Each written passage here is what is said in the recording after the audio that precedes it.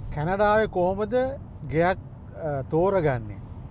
ඒ කිව්වේ දැන් කොහෙද ජීවත් වෙන්නේ, මොන වගේ ගෙයක්ද ගන්නෙ, කොහෙද ගේ ගන්න කියන එක හරි ඉම්පෝර්ටන්ට් දෙයක්නේ. දැන් අපි ලංකාවේ නම් ගෙයක් ගන්නකොට ගොඩක් වෙලාවට දන්නවනේ කොහෙද පළාත, කොහෙද තැන ජීවත් වෙන්න ඕනේ කියලා. දැන් කැනඩාවට අලුතෙන් ආපු කෙනෙකුට ගොඩක් වෙලාව ප්‍රදේශය ගැන ලොකු දැනුමක් නැහැනේ. ඉතින් ඒ හින්දා අර ලස්සන ෆොටෝස් ටිකක් ඔන්ලයින් බලලා ඒජන්ට් කෙනෙක් කියන්න බෑ ගිය ඇතුළට යන්න.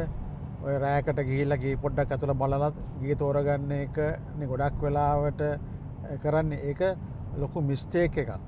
මොකද ඔය තමන් ගන්න ගෙදර තමන් ජීවත් වෙන්න එපයි කාලයක්. ළමයි එක්ක ජීවත් වෙන්න එපයි. ඒ හින්දා ලස්සන ෆොටෝස් ටිකක් බලලා ගිහිල්ලා ගෙයක් ගන්න එක වෙනුවට කළ යුතු දේ තමයි ඉස්සල්ලාම ලියාගන්න මොනවද තමන්ගේ නීඩ්සුයි වෝන්ට්සුයි කියලා. ඒ නීඩ්ස් ඇන්ඩ් වෝන්ට්ස් ලියාගත්තට පස්සේ තමන්ගේ ෆැමිලි එකේ ලොකු ළමයි ඉන්නවා ළමයින්ගෙන් අහලා ඒ නීඩ්ස් බලන්න.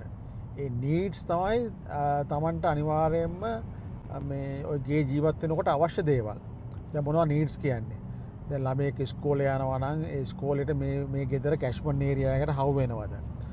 කෙනෙක් ඩ්‍රයිව් කරන්නේ නැත්නම් කොච්චර දුරද බස් එකට, කොච්චර දුරද කෝච්චියට. අනිවා තමයි නීඩ්ස් කියන්නේ.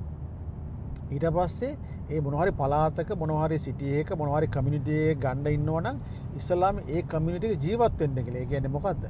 ඉතින් මෝල් එකට යන්න, වෝල්මාර්ට් එකට යන්න, පොඩ ඩ්‍රයිව් කරන්න, පාක් එකකට යන්න, ළමයි ඉන්නවනම් පොඩ ඒගොල්ලන්ත් එක්ක පාක් එකකට ගිහලා පොඩ්ඩක් ඒකේ කාලයක් දාන්න, වීකෙන්ඩ් එක යන්න, ඊවිනිං එක යන්න.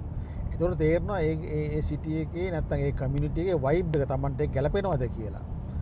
අන්න ඊට පස්සේ ඒ කමියුනිටි එකේ ඒ වයිබ් එකට තමන්ගේ ලයිෆ් ස්ටයිල් එකට ගැලපෙනවා නම් ඒ කමියුනිටි එකෙන් නම් ගේ ගන්න එහෙනම් හරි. දැන් මොකද ජීවත් වෙන්නේ ඒ කමියුනිටි එකේනේ. ඊට පස්සේ අර ලස්සන ගෙයක් තමන්ට ආස විදියට අර නීඩ්ස් වලට ගැලපෙන්න ගන්න ඉස්ලාම කළ යුත්තේ අර තමන් ජීවත් වෙන්න හිතන කමියුනිටි එකේ කාලයක් එක්ස්පීරියන්ස් කරන්න. එතකොට ඊට පස්සේ දන්නවා මේ කමියුනිටි තමයි මම ගේ ගන්න කියලා. එතකොට අර විදියට නීඩ්ස් ඇන්ඩ් වෝන්ට්ස් දැනගෙන ඒ අනුව අර කමියුනිටි එකේ තමන්ට අවශ්‍ය විදිය ගෙයක් ගත්තොත් එහෙම ඒ ගෙදර තමන් එන්ජොයි කරනවා.